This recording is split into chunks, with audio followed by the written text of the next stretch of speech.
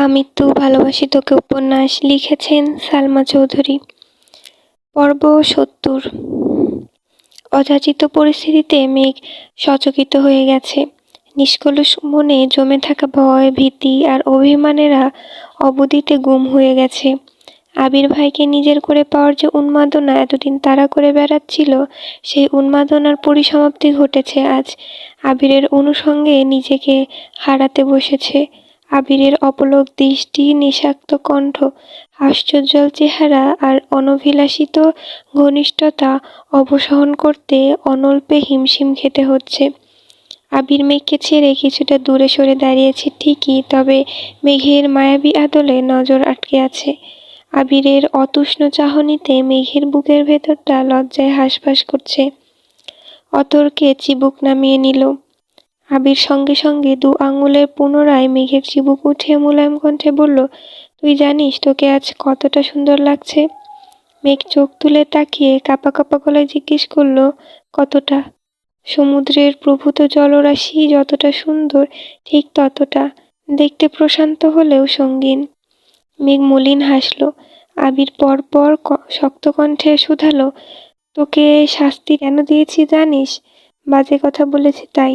জি না, আপনি আমার সাজানো পরিকল্পনা নষ্ট করেছেন তার জন্য। আমি কি করেছি?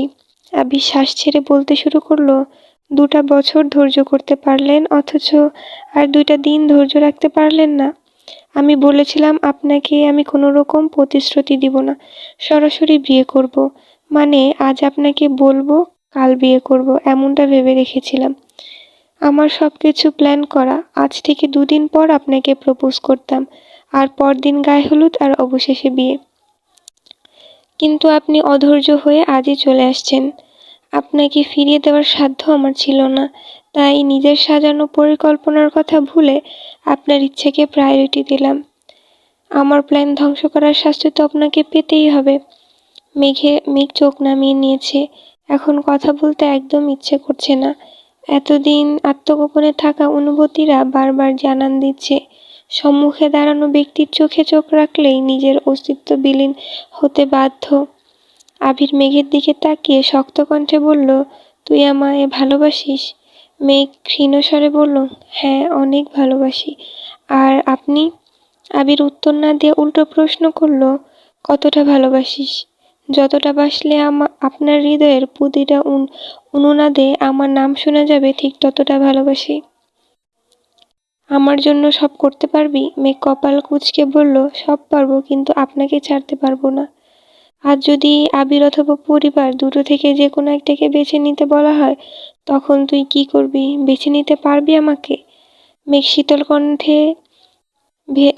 শীতল চোখে তাকিয়ে ভেজা কণ্ঠে বলল, পারবো। আবির মলিন হেসে শুধালো, যদি বলা হয় আবিরকে ছাড়তে হবে তখন? মেঘ অতর্কে আবিরকে জড়িয়ে ধরে কাঁদতে কাঁদতে বলল, আমি আপনাকে ছাড়তে পারবো না, প্লিজ। আর যাই বলেন আমি সব মেনে নেব। বাসায় মেনে না নিলে সারা জীবন আপনার সাথে থেকে থেকে যাব, তবুও কারো কথায় আপনাকে ছাড়তে পারবো না। আবির মেঘের চোখ মুছে ধীর কণ্ঠে বলল, কাঁদতে বারণ করেছি না তোকে? মেঘ ভেজা কণ্ঠে বলল, বাসায় কি কোনোভাবেই আমাদের মেনে নিবে না? আবির দীর্ঘশ্বাস ছেড়ে বলতে শুরু করলো, শুধুমাত্র বাসায় মানানোর চেষ্টা গত ৩ বছর যাবৎ অক্লান্ত পরিশ্রম করে যাচ্ছি। আমি আমার বাবা মায়ের একমাত্র ভরসা। ওনারা আমাকে অনেক ভালোবাসেন। একজন দায়িত্বশীল ছেলে হিসেবে আমাকেও আজীবন ওনাদের পাশে থাকতে হবে। আমি স্বইচ্ছায় কোনোদিন আব্বু আম্মুর সাথে সম্পর্ক নষ্ট করব না। ৩ বছরে আমি আমার সবটুকু দিয়ে চেষ্টা করেছি, এখনও করছি, শুধুমাত্র ওনাদের চোখে যোগ্য হওয়ার জন্য। প্রাইভেট কার কিনেছি, আলাদা কোম্পানি দাঁড় করিয়েছি, বাসা পর্যন্ত করেছি। ওনারা যোগ্যতা চাইলে আমি আর জোর গলায় বলতে পারবো, হ্যাঁ আমি তোর জন্য যোগ্য। তোকে পাওয়ার জন্য ওনারা যদি শর্ত দেন, আমি আব্বু চাচ্চুর দেওয়া যে কোনো শর্ত মেনে নিতে রাজি। তবুও তোকে আমার লাগবে। কিন্তু ওনারা যদি আমাদের সম্পর্ক মেনে না নেন বা তোকে ছেড়ে দেওয়ার কথা বলে, তখন আমি চুপ থাকতে পারবো না। পরিস্থিতি যদি এমন হয় যে বাসা থেকে বেরিয়ে আসতে হয়, আমি চুপচাপ বাসা থেকে বেরিয়ে আসবো, কিন্তু তোকেও তখন আমার সঙ্গে বেরিয়ে আসতে হবে। বিশ্বাস কর, আমি তোকে কষ্টে রাখবো না। আর তোকে পরিবার থেকে বিচ্ছিন্নও করব না, কারণ আমি জানি আমার থেকেও তোর অনেক বেশি আবেগ জড়িয়ে আছে ওই বাসায়। কিন্তু কি করব বল, আমার যে তোকে লাগবেই লাগবে। বাসায় মেনে না নিলে হয়তো কয়েকদিন একটু দূরে থাকতে হবে, তারপর আমি সব ঠিক করে দিব, জাস্ট কয়েকটা দিন। ফুপ্পির মতো 28 বছর পরিবার ছেড়ে থাকতে হবে না তোকে। আব্বু ছাড়া বাকি সবাইকে মানিয়ে নিতে পারবো। হয়তো আব্বু একটু ঝামেলা করবেন, তবে যাই হোক, আজ তোকে আমার সাথে থাকতে হবে। থাকবি তো? মেঘ ঠান্ডা কণ্ঠে বলল, থাকবো। প্রায় 1 ঘন্টার সময় নিয়ে আবির মেঘকে বুঝিয়েছে কি কি করতে হবে, কি বলতে হবে, সব বুঝিয়ে দিয়েছে। ততক্ষণে ঈশার আজানের সময় হয়ে গেছে। আবির পকেট থেকে ফোন বের করে সময় দেখে নিল। বিকেল থেকে এই পর্যন্ত 24টা কল আসছে। ফোন সাইলেন্ট থাকায় টের পায়নি। তানভীর কলের পর কল দিচ্ছে। মেঘকে নিয়ে ফিরলে বাসায় যেতে হবে। এদিকে আলী আহমেদ খান, মোজাম্মেল খান, ইকবাল খান 3জন মিলে অনেকগুলো কল দিয়েছেন। দুপুরে মিটিং শেষে সিফাতের সঙ্গে আবিরের খুব রাগারাগি হয়েছে, আর একটুর জন্য হাতাহাতি হতে যাচ্ছিল। সিফাতের চালচলন আবিরের একদম পছন্দ না। ছেলেটা যতটা ভালো সাজার নাটক করুক না কেন, আবিরের সামনে বারবার ধরা পড়ছে। কিন্তু আলী আহমেদ খানের চোখে সিফাত খুবই ভদ্র ছেলে। আজ সকালে আলী আহমেদ খান ল্যাপটপে সিফাতের ফ্যামিলি ফটো দেখাচ্ছিলেন। আবির অফিসে ঢুকতেই সিফাতের কণ্ঠ কানে আসে, মেঘ তো মাশাআল্লাহ অনেক সুন্দর হয়েছে, বিয়ে দেননি কেন এখনো? একদিন সময় করে মেঘকে দেখতে যাব, সাথে সবার সাথে পরিচয়ও হয়ে যাবে। আলী আহমেদ খান কথাটা তেমনভাবে গুরুত্ব না দিলেও আবিরের শরীর রাগে জ্বলছিল। আব্বুর সামনে কিছু বলতে পারছিল না, আবার চুপও থাকতে পারছিল না। তার উপর মিটিং থেকে বের হয়েই দেখলো সিফাতের ফোনের স্ক্রিনে আবিরদের ফ্যামিলি ফটোতে থাকা মেঘের ছবিটা বড় করে দেখছে। এই ছবি দেখে আবিরের মেজাজ তুঙ্গে। রাগে চিৎকার করতেই সিফাত ছবি কেটে দিয়েছে। ইকবাল খান দ্রুত ছুটে আসেন। উনি কিছু না বুঝলেও আবিরের অগ্নিমূর্তি ধারণকৃত রূপ দেখে টেনে হিঁচড়ে আবিরকে সরিয়ে নিয়ে গিয়েছিলেন। আলী আহমেদ খান তখনও নিশ্চুপ ছিলেন। সব কিছুতেই ওনার মনে হচ্ছিল আবির সিফাতকে জব দিতে নিষেধ করেছিল, আর সেই ক্ষোভে সিফাতের সাথে রাগারাগি করে। তার উপর আলী আহমেদ খান বলে বসেন সিফাতকে বাসায় থাকার ব্যবস্থা করে দিবেন। এই কথা শুনে আবিরের রাগ 3 গুণ বেড়ে গেছিল।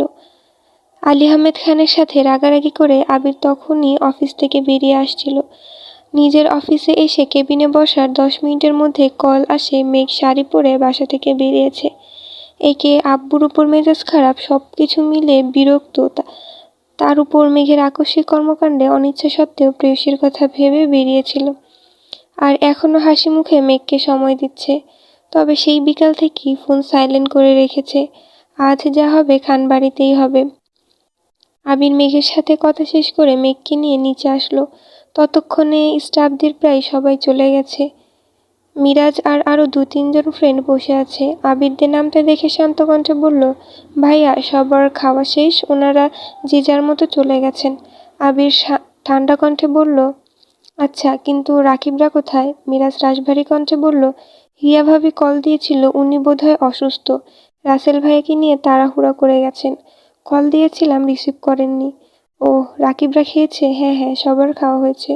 তোমরা খেয়েছো? না ভাইয়া, তোমরা খাওয়ার পর খাবো। আবির স্বাভাবিক কণ্ঠে বলল, খেয়ে নিলেই পারতে। আবির মেঘকে খাবার রেডি করে দিচ্ছে। আজকের সব খাবার রেস্টুরেন্ট থেকে আনানো। সন্ধ্যার দিকে মিরাজের ফ্রেন্ডরা খাবার নিয়ে আসছে, সাথে 1 টাইম প্লেট আর গ্লাসও নিয়ে আসছিল। মেঘকেও সেই প্লেটেই খাবার দিয়েছে আবির। মিরাজ আর ওর ফ্রেন্ডরা ছাদে গেছে। মেঘ জিজ্ঞেস করলো, আপনি খাবেন না? খেতে ইচ্ছে করছে না। যতক্ষণ না সবকিছু ঠিকঠাক হচ্ছে ততক্ষণ স্থির হতে পারছি না। মেঘ আবিরের চোখের দিকে তাকিয়ে মোলায়েম কণ্ঠে বলল, যা হবার হবে। সারাদিন খাননি, আগে খেয়ে নিন, আমি খাইয়ে দিই। আবির আর চোখে তাকিয়ে মৃদু হেসে বলল, বাহ, বউ বউ ফিল এসে গেছে নাকি? মেঘ ভেঙচি কেটে বলল, দেখি হাঁ করেন। আবির কথা না বাড়িয়ে চুপচাপ খেয়ে নিল। খেতে খেতে তানভীরকে কল দিয়ে কথা বলে নিয়েছে। মিরাজকে আগেই বলেছিল আবির শার্ট আর প্যান্ট নিয়ে আসার জন্য। আবির পাঞ্জাবি পায়জামা পাল্টে শার্ট প্যান্ট পরে মিরাজদের থেকে বিদায় নিয়ে রওনা দিল। আজ মিরাজরা এখানেই থাকবে, আগামীকাল তানভীর এসে সব কিছু গুছিয়ে রেখে যাবে। যাওয়ার আগে মেঘ হলুদ আর সাদা সবগুলো গোলাপ একসঙ্গে শপিং ব্যাগ করে নিয়ে গেছে। আসার সময় কিছুটা দূরত্ব থাকলেও এখন বাইকে বসেই মেঘ পেছন থেকে আবিরকে শক্ত করে জড়িয়ে ধরেছে। আবির মুচকি হেসে নিজের এক হাতে মেঘের দু হাতের উপর রেখে উদ্বেগহীন কণ্ঠে বলল, বাসায় উল্টাপাল্টা কিছু বললে এভাবে জড়িয়ে ধরতে পারবেন তো? মেঘ আস্তে করে বলল, দেখা যাক, আপনি পারবেন? আবির মৃদু হেসে বলল, অবশ্যই, আমি একদম কোলে নিয়ে চলে আসব। মেঘ মেকি স্বরে বলে উঠল, আমিও দেখব আপনার কেমন সাহস। ওকে। আবির বাইক স্টার্ট দিল। মেঘ আবিরের প্রশস্ত পিঠে মাথা এলিয়ে আবিরের গায়ের গন্ধ উপলব্ধি করছে। অনেকটা পথ যাওয়ার পর মেঘ আচমকা ডাকলো, আবির ভাই। আবির তৎক্ষণাৎ ব্রেক কষল। বাইক থেকে নেমে মেঘের মুখোমুখি দাঁড়িয়ে গুরুতর কণ্ঠে বলল, কথায় কথায় ভাই বলার অভ্যাসটা ত্যাগ করুন। আমি আপনার ভাই না, ওকে? মেঘ শান্ত স্বরে বলল, ভাই না ডাকলে কি ডাকবো? আবির ডাকবি।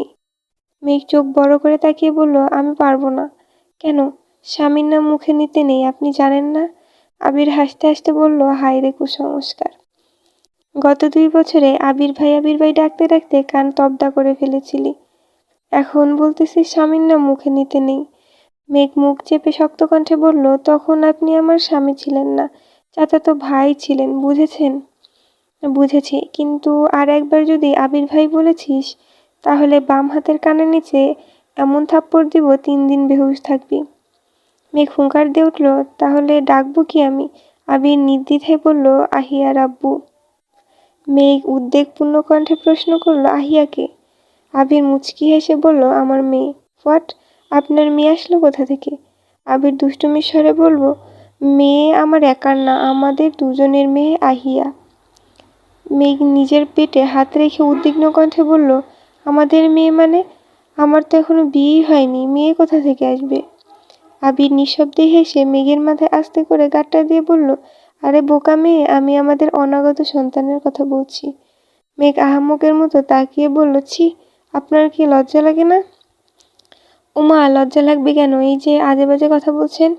হবু সন্তানের কথা বউকে বলতে গেলে যদি লজ্জা পেতে হয়, তাহলে এই নির্লজ্জময় জীবন আমি রাখবো না। মেঘ বিরক্তি ভরা কণ্ঠে বলল, ফাজলামো রেখে তাড়াতাড়ি বাসায় চলুন।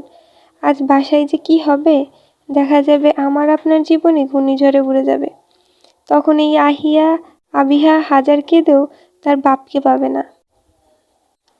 আবির 2 আঙ্গুলে আলতোভাবে মেঘের নাক চেপে হেসে বলল, তার মানে আপনি মেনে নিচ্ছেন আহিয়া আমার মেয়ে আর আপনি তার মা? মেঘ ফোঁস করে উঠে আবিরের হাতে চিমটি কেটে বলল, আপনি কি যাবেন? আবির উফ করতে করতে বাইকে বসল। বাইক স্টার্ট দিতে দিতে তপ্ত স্বরে বলল, অবোধ জামাইটিকে চিমটি কাটা মোটেই ভালো লক্ষণ না। আল্লাহ, বিয়ের খবর নাই আর উনি জামাই জামাই করে বেহুশ হয়ে যাচ্ছেন। আবির গম্ভীর কণ্ঠে বলল, বাসায় মানলে বিয়ে 2-3 দিন পরে হবে, আর বাসায় না মানলে রাতেই আপনাকে নিয়ে পালাবো। মেঘ আর কিছু না বলে আবারও আবিরকে জড়িয়ে ধরে বসল। বুকের ভেতর চাপা কষ্টগুলো প্রকাশ করতে পারছে না আজ। আজ বাসায় কি হতে চলেছে সেসব ভেবেই আঁতকে উঠছে বারবার। দীর্ঘ সময় পর মেঘ আবিরের পিঠে মাথা রেখে আস্তে করে ডাকলো, এই যে। আবির নিরুত্তর। মেঘ আবারও ডাকলো, এই যে, শুনছেন? আবির এবারও নিরুত্তর। মেঘ গলা খাকারি দিয়ে মায়াবী কণ্ঠে বলল, আহিয়ার আব্বু? আহিয়ার আম্মু বলো। মেঘ উদাসীন কণ্ঠে শুধালো, আমার জন্য এত কিছু করলেন, অথচ একবারের জন্য আই লাভ ইউ বা ভালোবাসি বললেন না কেন? ভালোবাসি না বললে কি ভালোবাসা যায় না? দুজন দুজনের অনুভূতি বুঝতে পারাটা কি ভালোবাসা নয়? দুজন দুজনকে পাগলের মতো ভালোবাসতে চাইলে ভালোবাসি শব্দটা কি বলতেই হবে? মেঘ উত্তর খুঁজে পেল না। সত্যিই তো একজন আরেকজনের অনুভূতি বোঝা, পাশে থাকা, চাওয়া পাওয়ার মূল্যায়ন করা, দুজন দুজনকে সম্মান করা, এগুলোই তো ভালোবাসার প্রতীক। মুখ ফুটে ভালোবাসি না বললেও বাবা মায়েরা আমৃত্যু সন্তানদের নিঃস্বার্থভাবে ভালোবেসে যান। স্বামী স্ত্রী একে অপরের পরিপূরক হিসেবে সারা জীবন পাশে থাকেন। ভাই বোনের সম্পর্কেও কেউ কাউকে ভালোবাসি বলে না, অথচ কারো কোনো সমস্যা হলে সবার আগে ঝাঁপিয়ে পড়ে। তবে কেন ভালোবাসি কিংবা আই লাভ ইউ শোনার এত প্রবণতা সবার মাঝে? প্রতিনিয়ত ভালোবাসি বললেই কি সত্যিকারের ভালোবাসা খুঁজে পাওয়া যায়?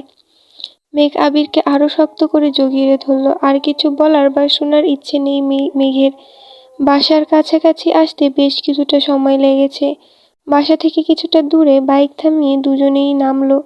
পরপর কল দিল তানভীরকে। তানভীর অনেকক্ষণ অপেক্ষা করে কিছুক্ষণ হলো একটা কাজে গেছে, আসতে একটু সময় লাগবে।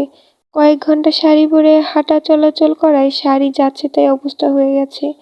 আবির মেঘের শাড়ির কুচি ঠিক করতে করতে বলল, একা যেতে পারবি নাকি তানভীর আসা পর্যন্ত অপেক্ষা করবি? যেতে পারবো। শুন, কারো সঙ্গে কোনো কথা বলার প্রয়োজন নেই।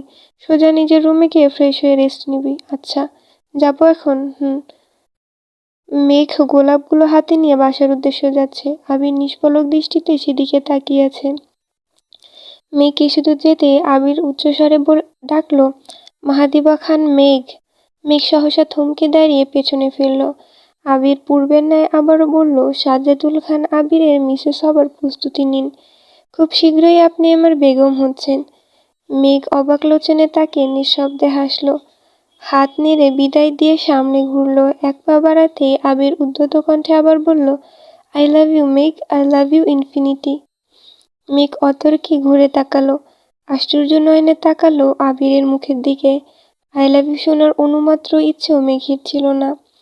অনাকাঙ্ক্ষিত কথা শুনে নিজের আবেগ আটকাতে পারল না। এক ছুটে গিয়ে জড়িয়ে ধরল আবিরকে। আহ্লাদি কণ্ঠে বলল, আই লাভ ইউ ইনফিনিটি। আবির মেঘের মুখটা তুলে কপাল বরাবর চুমু খেয়ে শান্ত স্বরে বলল, ভালোবাসি ভালোবাসি ভালোবাসি, আমৃত্যু ভালোবাসি তোকে। মেঘের বিস্মিত আখি যুগল আবিরের চোখে নিবদ্ধ। ফাঁকা রাস্তা, কিছুটা দূরে থাকা ল্যাম্পপোস্টের আলো আবিরের শ্যামল চেহারায় পড়েছে। মেঘ সেই মায়াময় আদলে তাকিয়ে থেকে আনমনে বলে উঠল, আপনি এত কিউট কেন? আবির মৃদু হেসে বলল, এখন কিন্তু শাস্তি দিব। মেঘ তৎক্ষণাৎ আবিরকে ছেড়ে কিছুটা সরে দাঁড়ালো। পরপর থমথমে কণ্ঠে শুধালো, ভালোবাসি বলবেন না তো এখন বললেন কেন? আবির তপ্ত স্বরে বলল, আমি তোর কোনো ইচ্ছা অপূর্ণ রাখবো না তাই। মেঘ অত্যন্ত নমনীয় কণ্ঠে বলল, আমার খুব ভয় হচ্ছে। আবির হিজাবের উপর দিয়ে মেঘের দুগালে হাত রেখে চাপা স্বরে বলল, আমি আছি তো তোর পাশে, কি ভয় কিসের? আমি বেঁচে থাকতে তোর উপর একটা আঁচড়ও পড়তে দিব না। মেঘ আবিরের থেকে বিদায় নিয়ে চলে গেছে। আবির কিছুক্ষণ দাঁড়িয়ে সেদিকে তাকিয়ে রইল। মেঘের সামনে কিছু প্রকাশ করতে না পারল আবিরের বুকের ভেতর ভয়ঙ্কর তোলপাড় চড়ছে। কি হবে বা হতে চলেছে সেসব ভেবেই গলা শুকিয়ে যাচ্ছে। মনে আতঙ্কে বাসা বাঁধছে অনেক আগেই। তার উপর দুপুরে আব্বুর সাথে রাগারাগি করে অফিস থেকে বের হয়েছে। সারাদিন আব্বুর ফোনটা পর্যন্ত রিসিভ করেনি। মেঘ বাসায় ঢুকে গেছে। আবির পকেট থেকে ফোন বের করতেই দেখল আলী আহমেদ খানের কল আসছে। আবির এবার দীর্ঘ নিঃশ্বাস ছেড়ে কলটা রিসিভ করলো। আবির কিছু বলার আগেই আলী আহমেদ খান উদ্বিগ্ন কণ্ঠে শুধালেন, আবির তুমি কি শোধরাবে না? কলের পর কল দিতে দিতে ক্লান্ত হয়ে যাচ্ছি, অথচ তোমার কোনো খবর নেই। এত কিসের রাগ তোমার? আবির শান্ত স্বরে বলল, বলুন। আমি কি বলবো? কি বলতে বাকি রেখেছো তুমি? রাজশাহীর অফিস সমস্যা হয়েছে, বিকেলের দিকে খুব মারামারি হয়েছে, এখনো পরিস্থিতি ভালো না। তোমার চাচ্চুর শরীর খারাপ, অফিসেই আসেনি। এদিকে তুমি সারাদিন ধরে রাগ করে বসে আছো, বাধ্য হয়ে এখন আমাকেই যেতে হচ্ছে। আবির উত্তেজিত কণ্ঠে বলল, আপনি যাচ্ছেন মানে? আপনাকে কোথাও যেতে হবে না, আমি এখনই আসছি। আলী আহমেদ খান রাগান্বিত কণ্ঠে বললেন, ব্যবসা যেহেতু আমার, সব দায়ও তো আমারই। মরি আর বাঁচি ব্যবসা করেই যাব। তোমরা তোমাদের রাগ নিয়ে থাকো। আবির কণ্ঠ খাদে নামিয়ে বলল, আপনি কোথায় আছেন? Bus stand. আসতেছি এখনই। আসতে হবে না, আসতেছি আমি। এদিকে মেঘ শাড়ির আঁচলের নিচে ফুল আর আংটি পরিহিত হাত লুকিয়ে বাসায় ঢুকলো। রান্নাঘরে মালিয়া খান আর আকলিমা খান কাজ করছেন, আর কেউ নেই। এই সুযোগে মেঘ দ্রুত চলে যাচ্ছে। মালিয়া খান অকস্মাৎ মেঘকে দেখে ডেকে উঠলেন, শাড়ি পরে কোথায় গিয়েছিলি তুই? এত রাত করে বাসায় আসছিস কেন? মেঘ ছোট করে বলল, ঘুরতে গিয়েছিলাম। মেঘ আর কোনো কথা না বলে দ্রুত নিজের রুমে চলে গেছে। একদম শাওয়ার শেষ করে বিছানায় শুয়েছে। বন্যার কথা মনে হতেই সঙ্গে সঙ্গে বন্যাকে কল দিল। আজকের সব ঘটনা একে একে বলছে। আবির দ্রুত বাস স্ট্যান্ডে পৌঁছালো। আলী আহমেদ খান ব্যাগ নিয়ে বেঞ্চে বসে বসে চা খাচ্ছেন। আবির সামনে গিয়ে ঠান্ডা কণ্ঠে বললেন, আব্বু আপনি বাসায় যান, আমি যাচ্ছি। এভাবে কিভাবে যাবে? বিকেল থেকে অনবরত কল দিচ্ছি তোমাকে, ইকবাল এমনকি মোজাম্মেলকে দিয়েও কল দেয়ালাম, আর তুমি কি করলে? কল রিসিভ করার প্রয়োজন মনে করলে না, এখন এসে বলছো তুমি যাবে? মজা করছো? সরি আব্বু, আর এমন হবে না। আলী আহমেদ খান রাগান্বিত কণ্ঠে হুঙ্কার দিলেন, এখন সরি বলতে হবে না, যাও রাগ করে গাল ফুলিয়ে বসে থাকো, প্রয়োজনে 7 দিন বসে থাকো, আমি চলে যাচ্ছি, তোমাকে আর কেউ বিরক্ত করবে না। আবির শীতল কণ্ঠে বলল, সরি আব্বু, আর এমন করবো না, রিয়েলি সরি, আমি কানে ধরছি। আলী আহমেদ খান চায়ের কাপ রেখে বসা থেকে উঠে দাঁড়িয়ে আবিরের হাত আটকে বললেন, কানে ধরতে হবে না, বাবা মায়ের কাছে সন্তানের হাজারটা ভুলও কিছুই না। আবির মলিন হেসে বলল, রাজশাহী আমি যাচ্ছি, আপনার এই শরীর নিয়ে এত দূর যেতে হবে না, তুমি তো জামা কাপড় পর্যন্ত নিয়ে আসোনি, কিভাবে যাবে? 2-একটা জামা কাপড় কিনে নিব, সমস্যা নেই। তোমার বাইক কি করবা? তানভীর এসে বাইক আর আপনাকে নিয়ে যাবে। কোনো সমস্যা নেই, আমি ওকে কল দিচ্ছি। ঠিক আছে, যাও।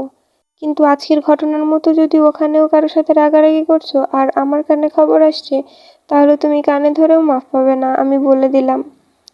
আবির ধীর কণ্ঠে বলল, কারোর সঙ্গে রাগারাগি করব না, কিন্তু আমি ফেরার পর আপনার সাথে আলাদাভাবে কথা বলতে চাই। আলী আহমেদ খান ঠান্ডা কণ্ঠে বললেন, হ্যাঁ, কি বলবে এখনই বলো। আবির মৃদু স্বরে বলল, এখন না, রাজশাহী থেকে এসে বলবো। আচ্ছা, তোমার ইচ্ছে, ওখানে যদি বেশি সমস্যা হয় তাহলে জানিও। মোজাম্মেলের শরীর ভালো হলে ওকে পাঠাবো। আচ্ছা। বাস ছাড়ার সময় হয়ে যাচ্ছে। আবির টিকিট নিয়ে বাসে উঠে বসেছে। তানভীর এসেছে অনেকক্ষণ পর। আবির রাজশাহী যাচ্ছে দেখে তানভীর থম মেরে দাঁড়িয়ে আছে।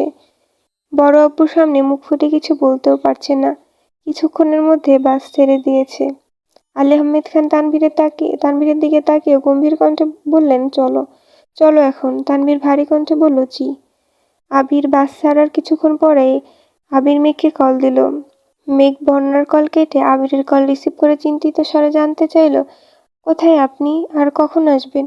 আবির ধীর কণ্ঠে বলতে শুরু করলো, আমাকে ইমার্জেন্সি কাজে রাজশাহী যেতে হচ্ছে, বাস অলরেডি ছেড়ে দিয়েছে, তোকে যা বলে একটু শোন, হাতের আংটিটা খুলে কোথাও লুকিয়ে রেখে দে, আমি আসলে আবার পরিয়ে দিব।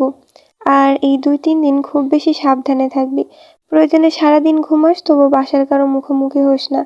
বাসায় কোনো মেহমান আসলে বা তোকে দেখার নাম করে কেউ আসলে ভুলেও সামনে যাস না। আর অবশ্যই আমাকে জানাবি, সামান্য কোনো বিষয়েও বাড়াবাড়ি করতে যাস না। সামান্য কোনো কারণেও তোর গায়ে যেন কোনো আঁচড় না পড়ে। যেভাবে রেখে গেলাম 3 দিন পর যেন সেভাবেই পাই। একটা কথা মনে রাখিস, তোর কিছু হলে আমি সত্যি মরে যাব। আমি তোকে নিজের থেকেও বেশি ভালোবাসি।